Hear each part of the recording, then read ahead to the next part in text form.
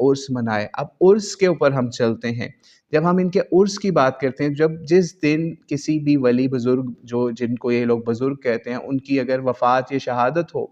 تو یہ لوگ اس دن کو کہتے ہیں کہ اس دن اس کی اللہ سے ملاقات ہے یا شادی والا معاملہ ہے معاذ اللہ۔ آپ باقاعدہ کہیں گے تو ہم اس کے اوپر آپ کو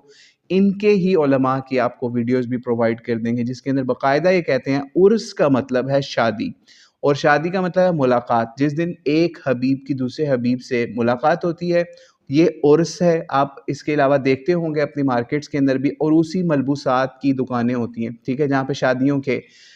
کپڑے ملتے ہیں، ان کو عروسی ملبوسات۔ تو اسی نسبت سے یہ اس کو عرس کہتے ہیں کہ یہ اللہ کے ساتھ ان کا تعلق قائم ہو رہا ہے، شادی ہو رہی ہے، بزرگ نے فوت ہو کے اللہ تعالیٰ سے ملنا ہے، تو اس حساب سے یہ لوگ پھر اس کی 3 دن جس طرح شادی ہوتے ہیں نا، اس کی مائیوں یا پھر مہندی، پھر بارات اور ولیمہ، جو انہوں نے ہندوؤں سے سیکھی ہوئی ہیں یہ رسمیں،